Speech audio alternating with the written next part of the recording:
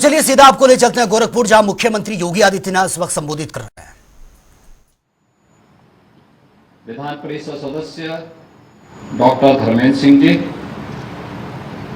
माननीय विधायकगण श्री फतेह बहादुर सिंह जी, राजेश त्रिपाठी जी, महेंद्रपाल सिंह जी, विपिन सिंह जी, प्रदीप शुक्ला जी, डॉक्टर बिमलेश पासवान जी, अपर मुख्य सचिव माध्यमिक शिक्षा श्री दीपक कुमार जी, प्रमुख सचिव बेसिक शिक्षा डॉक्टर एस सुंदरम जी,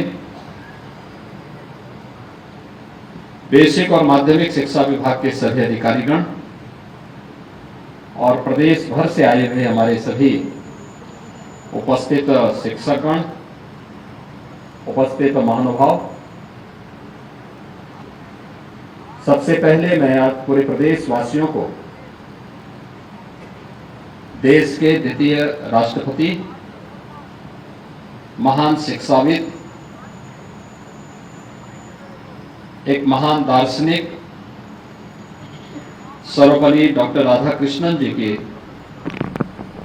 पावन जयंती के अवसर पर आयोजित इस शिक्षक दिवस की हृदय से बधाई देता हूं। आप सबके प्रति अपनी शुभकामनाएं भी व्यक्त करता हूं।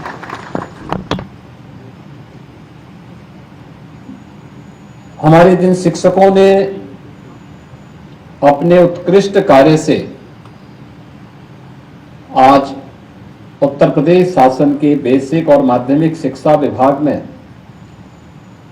कुछ नया करके शिक्षा की गुणवत्ता को और शिक्षा के क्षेत्र में नवाचार को बढ़ाने के लिए योगदान दिया है, जिन्हें आज यहां पर सम्मानित किया गया है, ऐसे सभी शिक्षकों को जो प्रदेश के अलग अलग जनपदों से हैं, उन सब का मैं हृदय से अभिनंदन करते हुए बधाई देता हूं।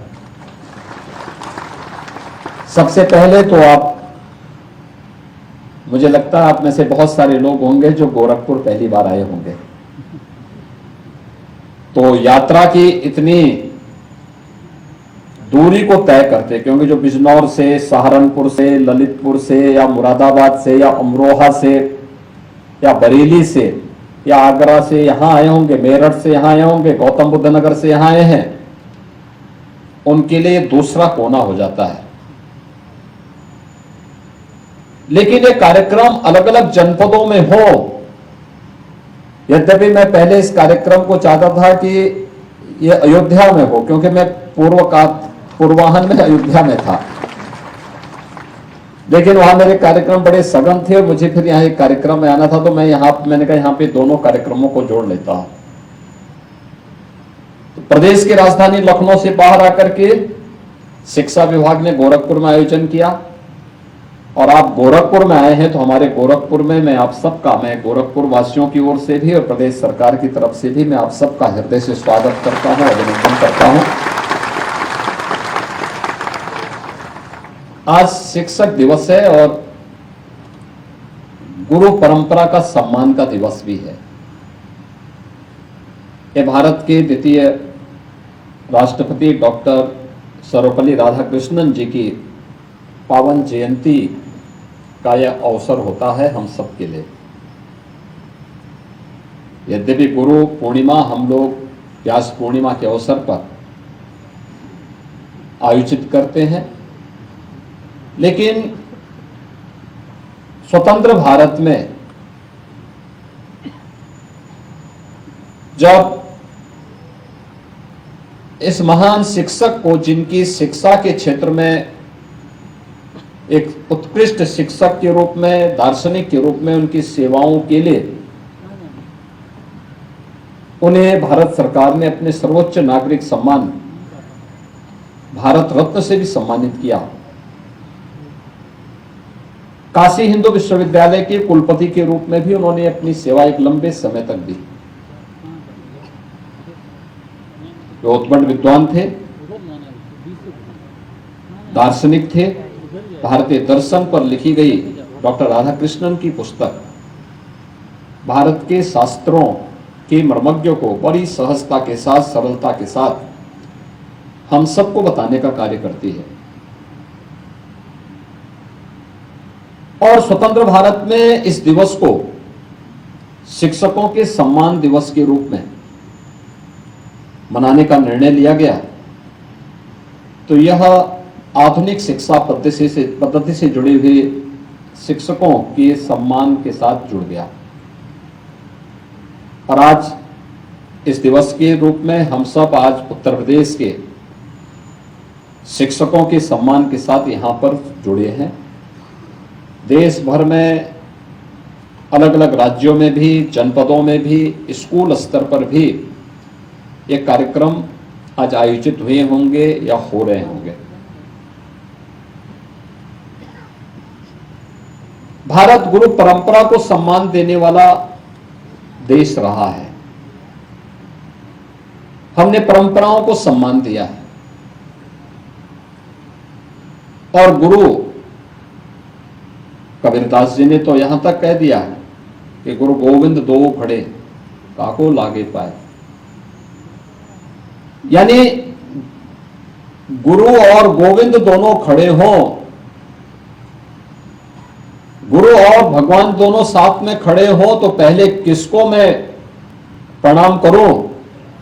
तो इसके लिए उन्होंने कहा कि नहीं, पहले मुझे गुरु को प्रणाम करना चाहिए, क्योंकि उसी ने मुझे भगवान तक पहुंचने का मार्ग बताया है। हमारे शास्त्र भी हमें कहते हैं गुरु ब्रह्मा गुरु विष्णु गुरुदेवो महेश्वर, यानी ब्रह्मा विष्णु और महेश के समतुल्य एक गुरु को रख करके इस पूरी परंपरा के प्रति श्रद्धा का भाव रखने का, क्योंकि हम सब इस बात को जानते हैं कि बिना श्रद्धा के ज्ञान नहीं आ सकता। श्रद्धावान लभते ज्ञानम, श्रद्धावान ही ज्ञानवान हो सकता है। जिसके मन में श्रद्धा का भाव नहीं है वो ज्ञानी नहीं हो सकता,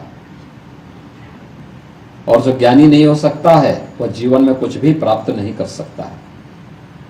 केवल डिग्री लेने से, सर्टिफिकेट लेने से ज्ञान नहीं आता है,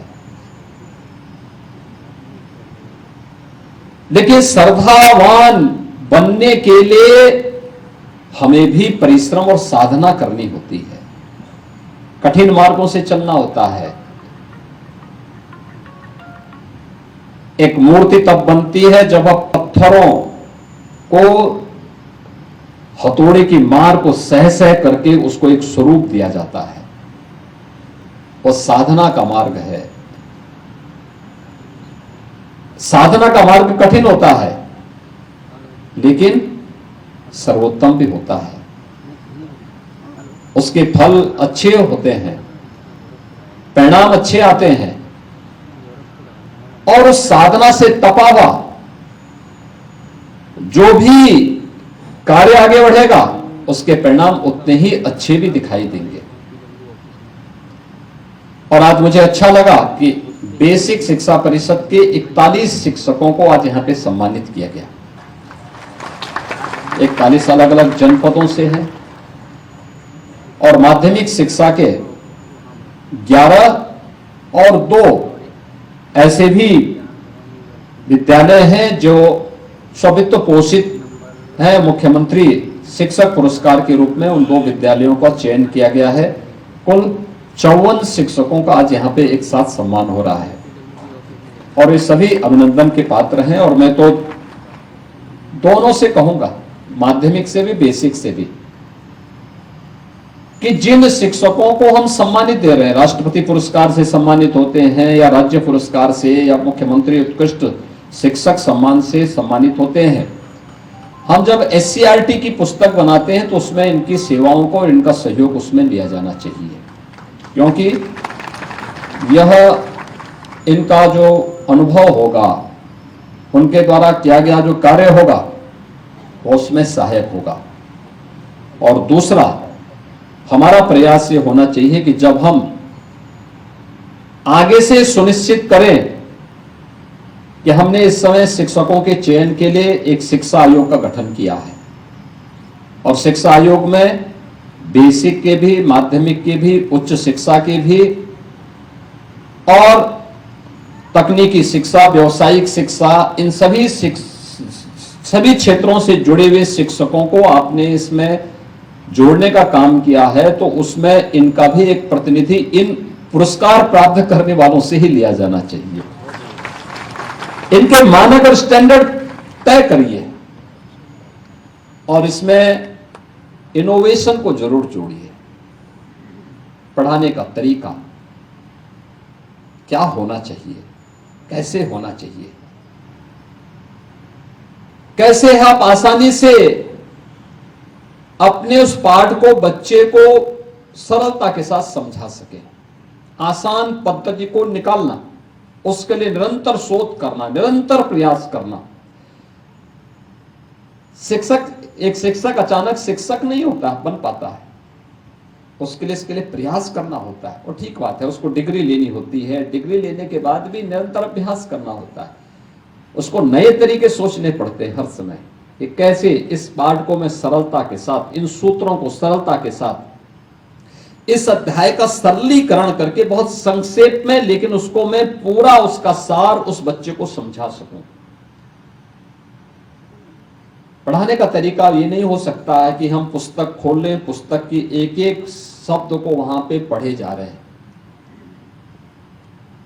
आपने बच्चों के सामने उसका सार बताया, बाकी तो उस बच्चे के मन में अक्षर ज्ञान अगर उसको है तो वह स्वयं भी पढ़ सकता है। उसके दिमाग में आना चाहिए कि प्रस्तावना क्या है और इसका निष्कर्ष क्या है।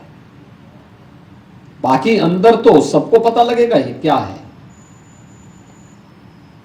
सरलता का सरल नियम उसके लिए तैयार करना, सरल सूत्र तैयार करना, सरल लोकोक्ति तैयार करना, सरल मुहावरे तैयार करना, सरल कविताएं तैयार करना, गीतों के माध्यम से, कविताओं के माध्यम से, गानों के माध्यम से, लोकोक्तियों के माध्यम से, मुहावरों के माध्यम से अगर उस पाठ के और सूत्र को और सरल आप कर सकेंगे, उदाहरण देकर के अगर आप उसको और सरल कर सकेंगे, तो मुझे लगता है कि एक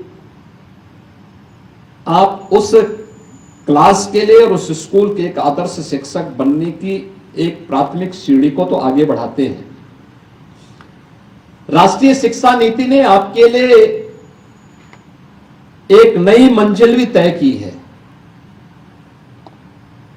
केवल स्कूल में शिक्षण और प्रशिक्षण का ही काम, केवल हम अपने परंपरागत पाठ्यक्रम को लेकर के ही नहीं जाएंगे, बल्कि वहां पर हमारा कार्य होना चाहिए कि हम एक उत्कृष्ट शिक्षक बनने की दिशा में कुछ नवाचार करने की आदत भी डालें।